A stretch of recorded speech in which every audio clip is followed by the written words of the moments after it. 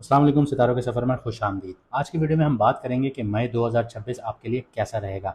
हम इस वीडियो में बात करेंगे कि कौन से दिन अच्छे हैं, किन दिनों में थोड़ा सा चैलेंजिंग टाइम पीरियड देखने को मिल सकता है।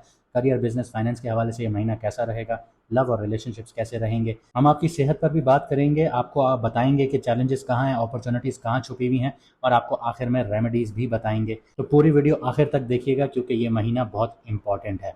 लेकिन वीडियो शुरू करने से पहले सिर्फ दो बातें कहना चाहूँगा कि जिन लोगों को अपना मून साइन नहीं पता, कमेंट सेक्शन में अपनी ओरिजिनल डेट ऑफ बर्थ लिखिए, आपको आपका मून साइन बता दिया जाएगा। और अगर आप लोग अपॉइंटमेंट लेना चाहते हैं तो हमारी फीस 50% ऑफ हो चुकी है, लिमिटेड टाइम के लिए है, लिमिटेड स्लॉट्स होते हैं। तो जल्द से जल्द अपना अपॉइंटमेंट बुक करवाइए। व्हाट्सअप का नंबर आपकी स्क्रीन पर आ रहा होगा, फ़ौरन मैसेज कीजिए, अपना स्लॉट्स बुक करवाइए। आइए वीडियो को शुरू करते हैं, तो देखते हैं कि आपके लिए मई 2026 कैसा रहेगा। तो अगर आपका मून साइन पाइसिस है, यानी कि मीन राशि है, यानी कि बुर्ज होत है, तो इस महीने आपके जो फेवरेबल डेज़ हैं वो 16 से 20 मई हैं। जो चैलेंजिंग डेज़ होंगे वो 10 से 14 मई और 30 मई होगा। करियर, बिजनेस और फाइनेंस के हवाले से बात करते हैं तो करियर के लिए 10th हाउस जो है वो आपका सजिटेरियस है, खाली है। लेकिन उसका जो मालिक है जुपिटर, वो अब स्ट्रॉन्ग रोल प्ले करने जा रहा है। जुपिटर 4th हाउस में यानी जेमिनाई में बैठा हुआ है आप लोगों के, और यहाँ से आपके 10th हाउस को देख रहा है। 24 डिग्री से 29 डिग्रीज पर चलेगा, लेकिन जुपिटर इससे पहले रेट्रोग्रेड था और अपने कंफर्टेबल घर में नहीं है। कंफर्टेबल घर से मुराद ये है कि जिस घर में बैठा है वो इसके लिए कंफर्टेबल नहीं है, क्योंकि वो इसके एनिमी का घर है। तो यहाँ पे फ़िलहाल ये अब आखिरी की डिग्रीज पर आ चुका है, तो ये अब आपको पॉजिटिव रिजल्ट्स देगा आपके 5th हाउस वाले। तो यहाँ पे अब आपको स्टेबिलिटी, ग्रोथ देना शुरू करेगा, स्पेशली लर्निंग फेज़ में, कम्युनिकेशन में, रिमोट वर्क फील्ड्स में आप लोगों को यहाँ पे ग्रोथ मिलेगी।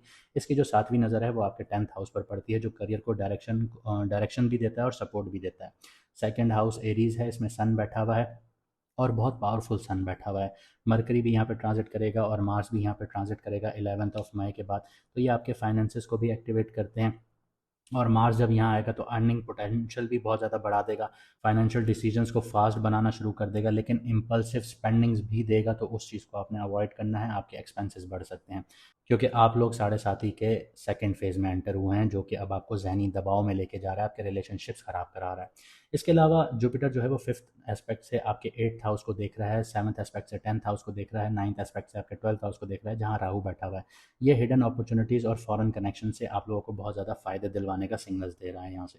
यानी अगर आप लोगों का काम ऐसा है कि आप मल्टीनेशनल कंपनीज़ में काम कर रहे हैं या फॉरेन क्लाइंट्स में डीलिंग कर रहे हैं, या आपका बिजनेस ऐसा है कि आपने सिर्फ बाहर से लेन देन करनी है, इंपोर्ट एक्सपोर्ट जैसे वाले काम है, या फ्रीलांसिंग वगैरह है, तो वहाँ से बहुत अच्छे अब आपको मुनाफे मिल सकते हैं।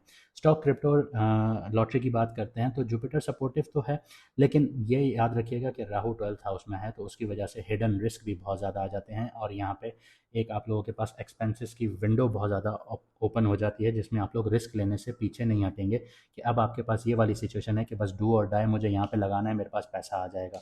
तो यहाँ पे राहु जो है वो एक छाया है, यानी अगर आप उस शेडो के पार नहीं देख सकते, तो वो जो एक्सपेंस जो आप इन्वेस्टमेंट की फॉर्म पे लगा रहे हैं, तो वो एक्सपेंसेस में काउंट हो जाएंगे। और 10 से 14 मई को जो इन्वेस्टमेंट्स हैं वो आप लोग अवॉइड कीजिए, क्योंकि ये थोड़ी सी रिस्की विंडो होगी। आगे बात करते हैं लव और रिलेशनशिप्स की, तो 5th हाउस जो है वो कैंसर है और मून के ट्रांजिट पर एक्टिवेट होता रहेगा। इमोशनल बॉन्डिंग स्ट्रांग हो सकती है जब मून कैंसर में आएगा, यानी कि 20 मई के करीब। इसके अलावा आपका 7th हाउस जो है वो विर्गो है, यानी शादी का घर जो है, आपके पार्टनरशिप्स का घर जो है, चाहे बिजनेस पार्टनरशिप्स हों या शादी का घर, आप शादी कह लीजिए, शादी वाली पार्टनरशिप्स कह लीजिए। तो सैटर्न की 7वीं नज़र है, और जो आपका साढ़े साथी का सेकंड फेज़ एक्टिव है, तो ये जो नज़र है ये पार्टनरशिप्स में टेस्टिंग फेज़ क्रिएट कर रही है आप लोगों के लिए। सैटर्न यहाँ पे कमिटमेंट और सब्र मांग रहा है आप लोगों से, और मार्स इसके साथ बैठा हुआ है, 11 मई तक बैठा रहेगा। ये एक आपके अंदर इम्पेशंस क्रिएट कर रहा है और आर्ग्यूमेंट्स क्रिएट कर रहा है, जो आप अपने पार्टनर के साथ कर सकते हैं और कर भी रहे होंगे, क्योंकि पिछले 1.5-2 महीने से यही सिचुएशंस चल रही हैं। 6th हाउस जो है लियो है, इसमें केतु बैठा हुआ है। ये आपको इमोशनल डिटैचमेंट दे रहा है, मिसअंडरस्टैंडिंग्स क्रिएट करवा रहा है। मून जब एक्वेरियस स्पाइसिस में आएगा, यानी 10 से 14 मई के दरमियान, तब रिलेशनशिप की जो टेंशन्स हैं वो पीक पर होंगी। सिंगल्स की बात करें तो वीनस जब जेमिनी में ट्रांजिट करेगा एंड ऑफ द मंथ मई में, तो कम्युनिकेशन और अट्रैक्शंस को यहाँ पे इम्प्रूव करेगा आप लोगों के लिए। हेल्थ और वेलबींग की बात करते हैं, आगे बढ़ते हैं। तो हेल्थ के लिए जो आपका फर्स्ट हाउस है पाइसेस है, इसमें सैटर्न और मार्स बैठे हुए हैं। ये सबसे बड़ा एक इम्पॉर्टेंट कंजंक्शन है।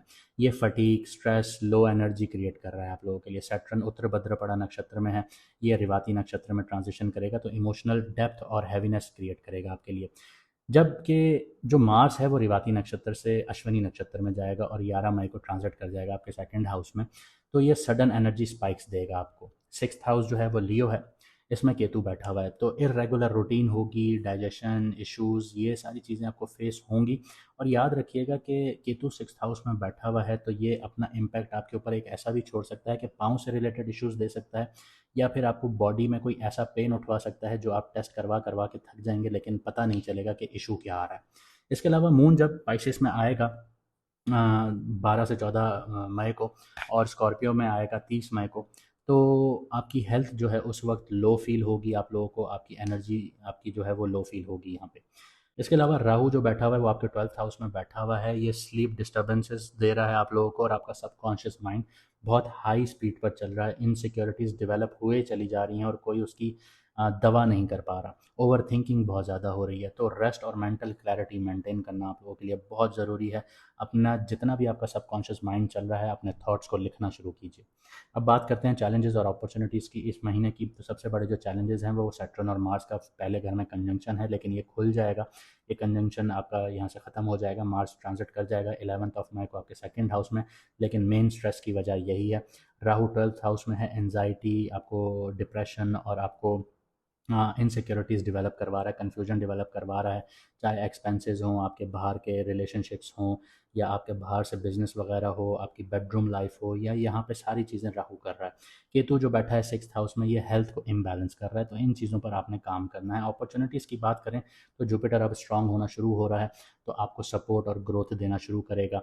मार्स जो है वो फाइनेंशियल एक्शंस और आपकी अर्निंग को बूस्ट कर रहा है, लेकिन एक्सपेंसेस को भी बढ़ा रहा है। वीनस जो है वो एंड ऑफ द मंथ जो है वो आपको इमोशनल कंफर्ट देना शुरू करेगा। बेस्ट विंडो जो है आप लोगों के लिए इस महीने वो 16 से 23 मई के बीच में होगी। अब बात करते हैं आपकी रेमेडीज़ की। तो सबसे पहले आप लोग रोज़ जर्नलिंग कीजिए, ताकि आप लोगों को आपका जो माइंड है वो डी क्लटर होना शुरू हो। उसमें बहुत ज़्यादा क्लटर डेवलप कर रहा है राहु। इसके अलावा माइंडफुलनेस ब्रीदिंग एक्सरसाइजेस कीजिए ताकि आपका मन शांत होना शुरू हो। इसके अलावा ग्रेटिट्यूड प्रैक्टिसेस कीजिए, अल्लाह ताला का शुक्र अदा कीजिए, जितना कर सकते हैं कीजिए, क्योंकि निज़ाम उसका है, वही ज़ात चला रही है। वो जब चाहे इस निज़ाम को बाईपास करके आपको वो न सब कुछ नवाज सकती है जिसकी आप लोग उम्मीद रखते हैं उससे, क्योंकि वो ज़ात पाक है, निज़ाम उसका है, चलाने वाला वही है, वो गफ़ूर और रहीम है। तो उसका शुक्र अदा कीजिए, चाहे उसने आपको नवाज़ा या नहीं नवाज़ा, वो आपको बिल्कुल नवाज़ेगा जब आप शुक्र अदा करने की एक प्रैक्टिस करना शुरू करेंगे। इसके अलावा प्रॉपर रेस्ट कीजिए, हाइड्रेशन अच्छी रखें, और किसी ज़रूरतमंद को हफ़्ते में 1 दिन ऐसा खाना खिलाएं जो आप खुद खाना पसंद करते हैं। इससे आपके जो बंद दरवाजे हैं वो खुलना शुरू हो जाएंगे। उम्मीद करता हूँ आपको वीडियो पसंद आई होगी, तो ज़्यादा से ज़्यादा लाइक, शेयर और कमेंट ज़रूर कीजिए। जिन लोगों ने अभी तक सब्सक्राइब नहीं किया वो सब्सक्राइब कर लें, क्योंकि अब हम लाइव भी आते हैं और लाइव में सिर्फ वही सवाल पूछ सकते हैं जो सब्सक्राइब करेंगे। तो मुझे दीजिए यहाँ से इजाज़त, मिलते हैं अगली वीडियो में सितारों के सफ़र पर।